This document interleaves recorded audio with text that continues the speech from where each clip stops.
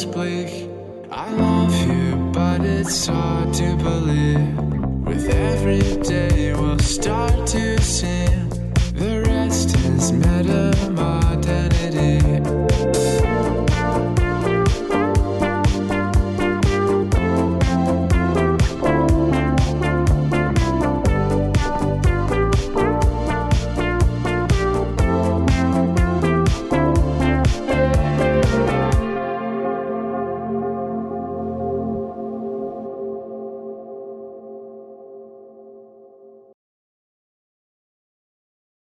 The first day that we got there, we just warmed up and climbed Lake Dale's camp. I wasn't really looking at like any projects.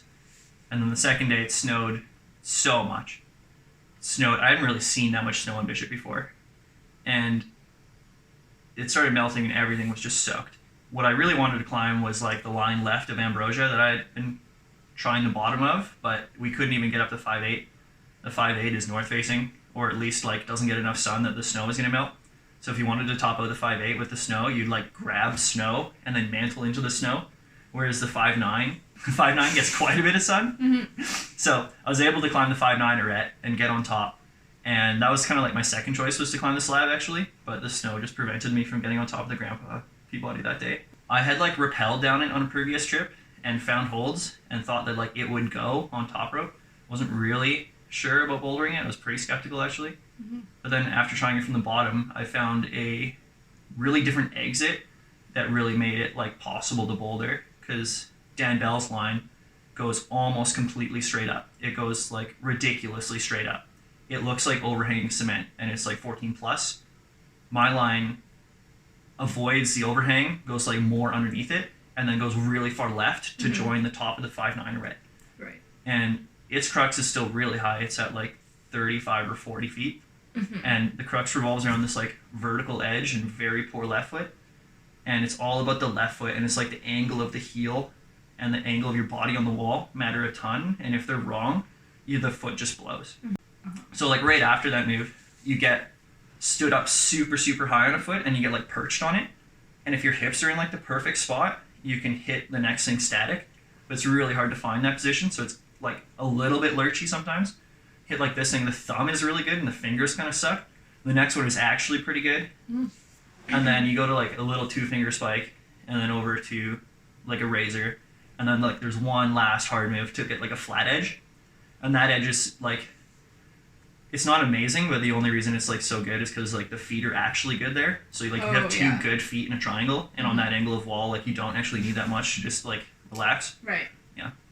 And then you do like 2 more really wide crimp moves to get over to traverse. So that's like kind of like the exit that makes it boulderable compared to Tears of Uncertainty, which you're doing like the actual 14 plus crux is like a wild cross to the last dish. Yeah. Like the last dish on the Grandma Peabody. So that's like the second last move. I think It's from like there you would the literally move to the jug of the lip. Like it's at like 55 feet. So that is on that would be a completely different level of highballing. But I think it, like somebody's going to do it eventually. Sure. Like to think like Too Big to Flail is a highball. My thing's a highball. Ambrosia's a highball. Yeah. Right? Then you walk underneath that and you're like, oh, well, that will never be bouldered. It's like, that doesn't make sense to me. Of course, somebody is going to do it eventually. Yeah. It's just... Who's going to do it? No one right now, right? No. You need like somebody who's as strong as the strongest boulders and sport climbers in the world at the moment, but as good at highballing as the best highballers in the world. And there isn't one person that's doing the highest level of risk and the highest level of climbing at the moment. Yeah. But certainly there will be eventually.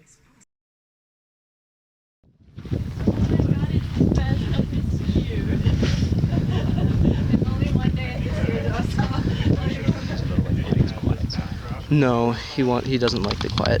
Yeah. Actually, don't I film horizontally just because my camera's been doing weird things? And all good. It's working thus far.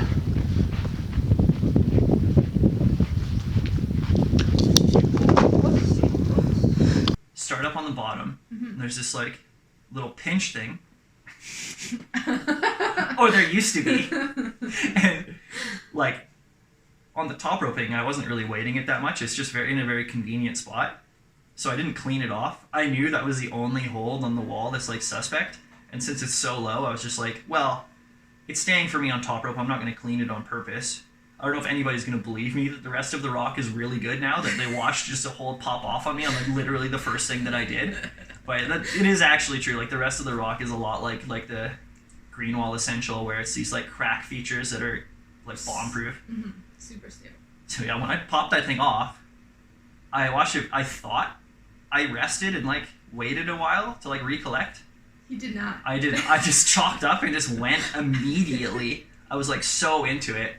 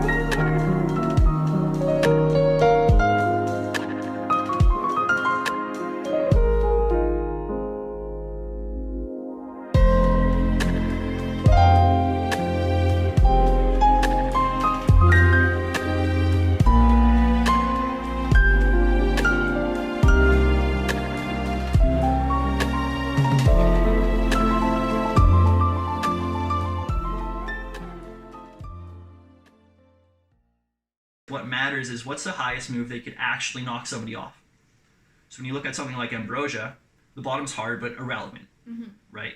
As long as you're fit enough that it's not going to destroy you for the top, you get to the Waco, and what really matters on an Ambrosia is the sequence immediately after the Waco, because that's the hardest moves on the route that could still realistically cause somebody to fall. And once you do that like big bump sequence or whatever beta that you do, you get to this flake, and that flake is fairly good, and then you do like a V3, V4 to the top. And could someone actually take an uncontrolled fall on that top V3 if they're strong enough to climb the V11 at the bottom? Like maybe, right? Sure. But it would be a catastrophic error. Like it'd be extremely unlikely. So on Too Tall to Fall, the crux being actually considerably higher than the hardest like fall moves in Ambrosia, I thought it was like a fairly large step up. Oh, I wanted to talk about Alex, our little friend. Oh, Alex. Oh, Alex, what happened? Oh, he fell. He fell down. It was when he was on the rope last. Nice, Alex. day. Yeah. Hey, buddy. Great. Beautiful. If you can do that now, you can do the real thing. Come on, buddy. Nice. Look at that great stain on my butt. Yeah. Nice. Come on. Nice, Alex. Yeah.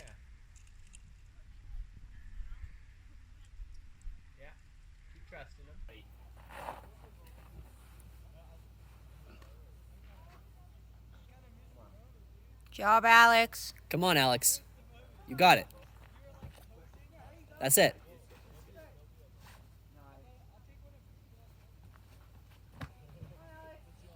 Come on. Job, Alex.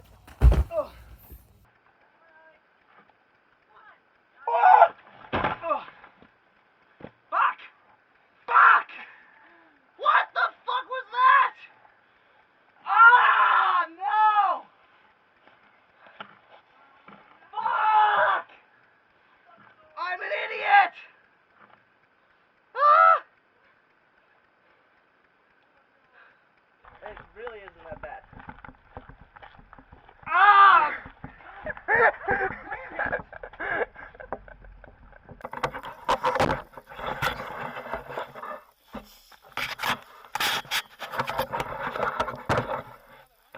Andrew's face.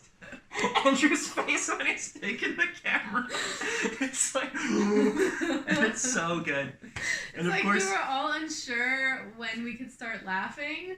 immediately. It really isn't that bad.